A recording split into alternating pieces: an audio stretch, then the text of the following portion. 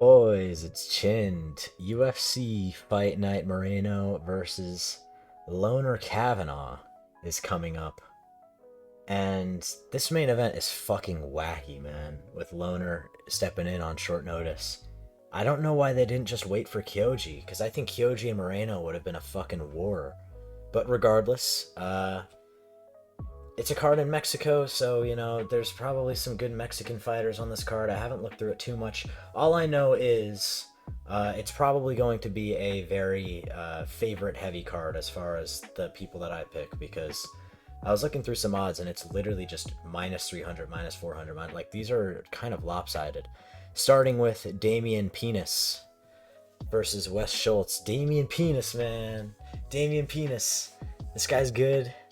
Fought in the Contender Series. Hits like a truck. He's a good fighter. He's pretty fucking big. Wes Schultz is too, though. Wes Schultz got a fucking banana split, whatever the fuck it's called, on the Contender Series. He's a wacky fighter. He's got a really weird style. I'm picking Penis by KO. Francis Marshall. Picking Francis Marshall by sub. Not much to say here. I think Eric Silva sucks. He's got bad sub defense. Francis Marshall's just good at finding the back. Also, holy shit, this guy's almost 39. That's crazy. A women's fight. I'm picking the 6-1 lady. Cara Kate. Douglas Silva de Andrade. Old and washed. He's about 41. Javier Reyes is not the most impressive fighter either. I believe he was on the Contender Series in his last fight. I'm pretty sure I vaguely remember him winning by KO.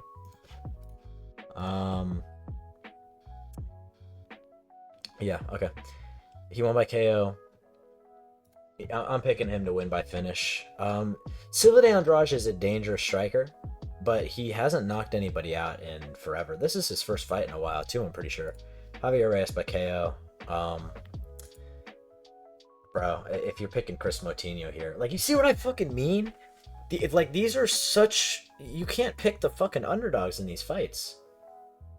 Well, who else is here? Jose Medina's got to be a big underdog. Yeah, this is crazy, dude. I'm picking fucking Christian Quinones by flatline KO. I don't even know who the fuck this guy is. Should I know who this guy is? He's fought a few times in the UFC. He hasn't fought in two... Oh, this guy. Okay, I actually know who this guy is. I don't even... I've never watched him win a fight dominantly, but I'm just picking him by KO because Chris Moutinho is one of the worst fighters in the history of the sport. Eileen Perez, I'm picking her by finish. I think Macy Chiasson sucks. Eileen Perez is one of the only... She's one of 4 good women fighters as far as being dominant. I feel like she's dominant in her fights, but then again, I fall asleep during them. So Eileen Perez by finish. What the fuck are these fights, bro? This card fucking sucks. Ryan Gandra? Who the fuck is this guy? Contender Series 2-minute KO? Half of these guys are nobodies, or they're making their debuts, or they haven't fought in 3 fucking years. I'm picking Ryan Gandra by... How does he win usually? KO. I'll pick Ryan Gandra by KO. Or decision. I guess Medina's got a good chin. Jesus, man. What is this fight? Santiago Luna is actually an insane prospect. He is fucking tough. He's young, too. Yeah, he's super young. He's 21 and a half. Yeah, I'm picking Luna by probably dominant decision. Pacheco's tough. That's the one thing. He's just a little old and his chin's giving out. But yeah, Santiago Luna, I'm picking Luna by decision. He's actually a good prospect to keep an eye on for sure. Kevin Borjas is also okay. I know that he has a 1-3 record, but he's okay. He had that sick performance against Lazy Boy on Noche a couple years ago, I believe it was. He hits fucking hard for flyweight, this guy. Rodriguez is a really good prospect too, though. I'll give it to Mexico. They have good-ass prospects. Emmanuel Rodriguez is a good prospect. Borjas hits like a truck, though. I'm going to pick Rodriguez by, close decision. What are the odds looking like here? Jesus. I don't know if Borjas should be that big of an underdog. Yeah, it's Rodriguez decision, though. Close decision. I wouldn't be surprised if Borjas poses up. This is low-key close too.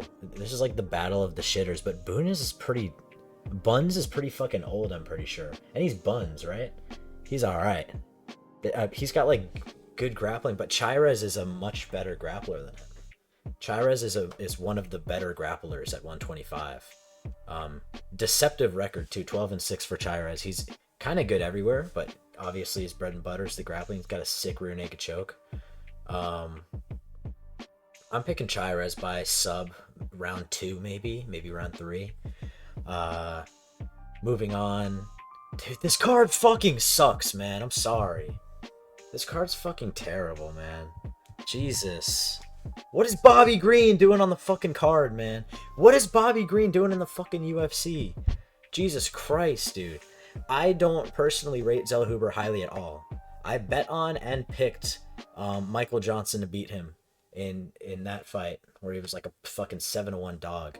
Like, Zellhuber is just a fucking nerd, man. He's so overrated. He's extremely gun shy. He looked 10 times better than he has in his UFC run on the regionals. Bobby's just washed though, and I'm picking Zellhuber to get his first KO in the UFC. I think he's only got one finish. He's 3-3 in the UFC, and he's all decisions. But then he has that one finish win, which I believe was by sub. I'm picking him to knock out Bobby Green. Probably out cold, against the fence, like usual. The usual Bobby Green flatline KO loss. Against the fence, moving backwards. Maybe gets caught with a head kick or something, a straight right or a right hook. Zellhuber's got all the skills to be a good prospect, but he never puts it together. He's young though, and I hope KOing Bobby Green gives him some confidence. This is probably one of the biggest layups on the card. I see a lot of people saying that Bobby Green is going to win this fight, which is not a bad pick, I guess. Like, I understand it's because Zellhuber is super disappointing.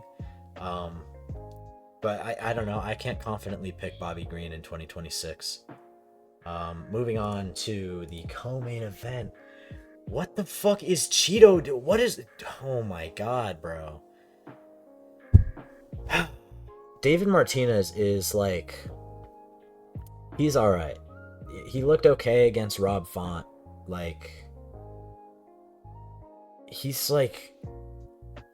Oh my god, bro. David Martinez is like a power merchant to me. Like, in his fight with Rob Font, because Rob Font's like a generally unfinishable fighter, with good distance management. Like, Chito is there to be hit. I don't know if I want to fall into the trap of a David Martinez KO over the best chin in the UFC, arguably, but I'm not gonna lie. We just saw Danny Ige get KO'd by fucking Melky. Maybe it's just the year of the unbreakable chins getting cracked. I'm picking David Martinez by KO, because fuck it, whatever. Chito's gonna go in there.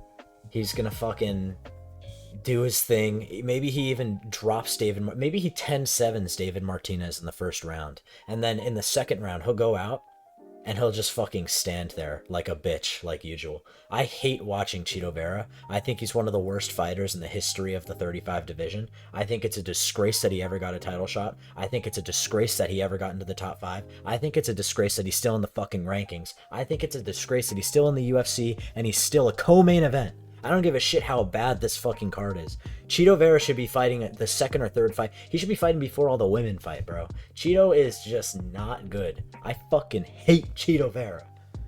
I fucking hate him, man. Man. I forgot how much I hated him, bro. Watching him in that last fight against whoever the fuck it was, like Eamon or fucking... one of those, like, thin, weird dudes that are coming up in bantamweight.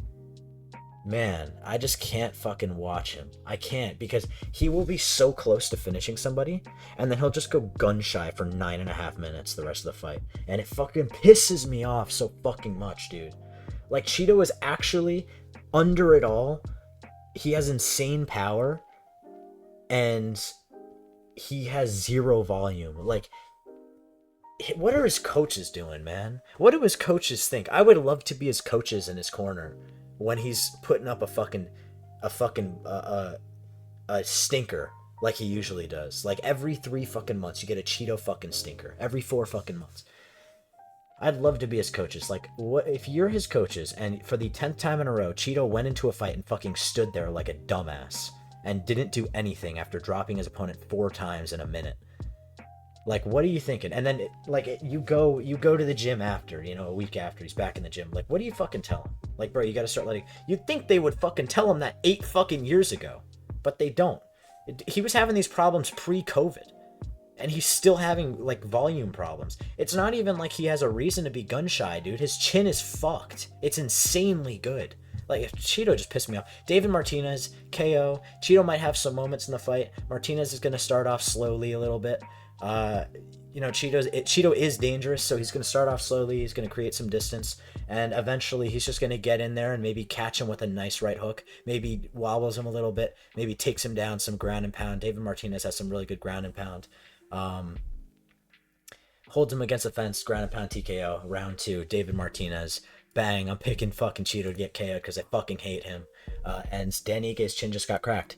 Moving on. Loner Kavanagh versus Brandon Moreno. What the fuck is this? Get this off my telly now. Bro, what the fuck is this fucking main event? What is this shit, man? Oh my god. Like, I want to preface this with, I think Loner Kavanagh is absolutely the future of 125. But, I think this is way too much too soon. I think on short notice especially, this is... Brandon Moreno, it's not a hot take. It's just going to roll him.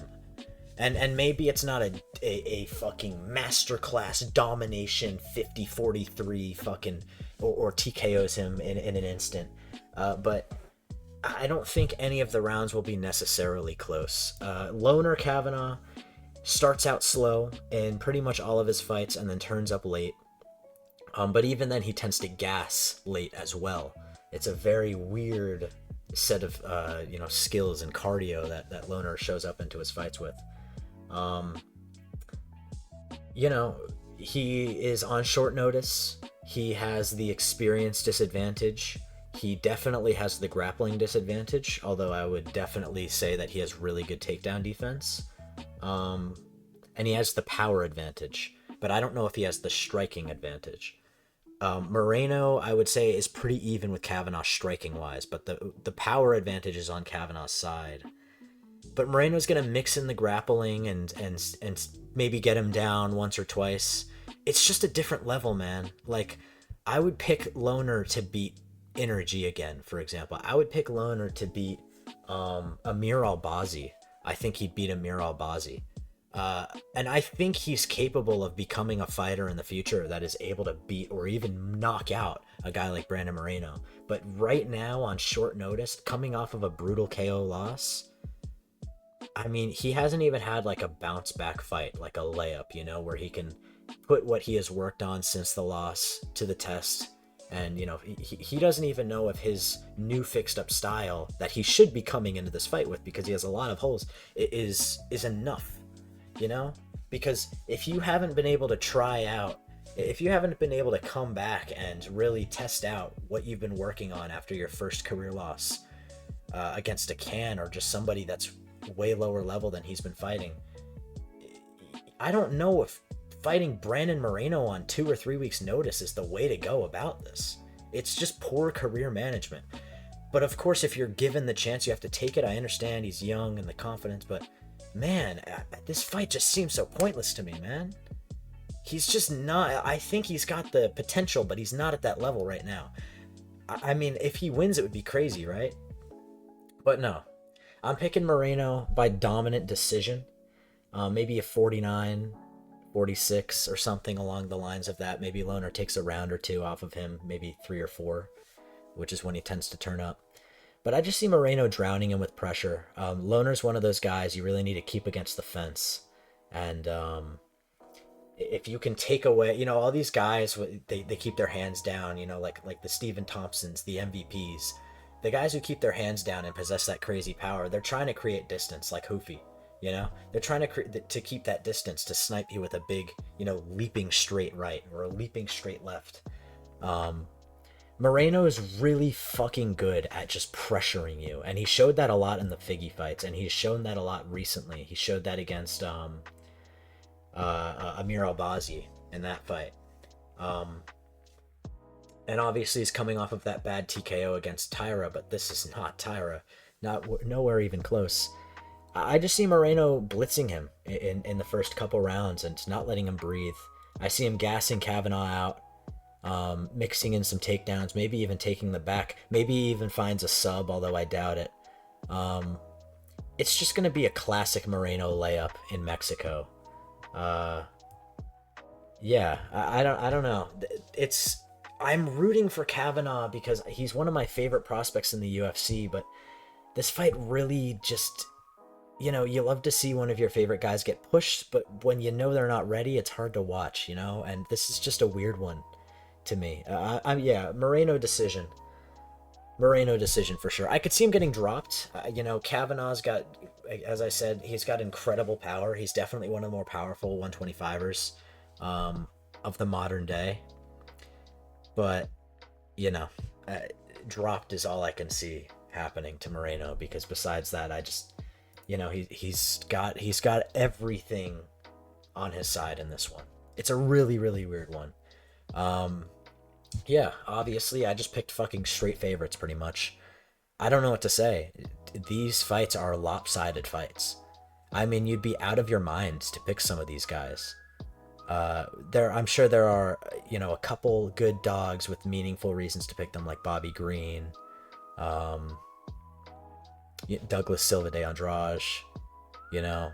Uh, but besides them, I mean, there's really it's all just it's good prospects for the most part. Aside from Zellhuber, who sucks dick, fighting on this card, it's hard to pick against a lot of these guys. This is a very shallow card with a lot of one-sided matchups. I'm sure there will be a few upsets, but honestly, I wouldn't be surprised if favorites sweep the card. Anyways, this is a long-winded breakdown for such a shit card. UFC Fight Night Moreno versus Kavanagh, February the 28th in Mexico. At least the Mexican crowd will be fun with all these Mexican fighters. See you guys in the next one. This has been Chin. Thanks for watching.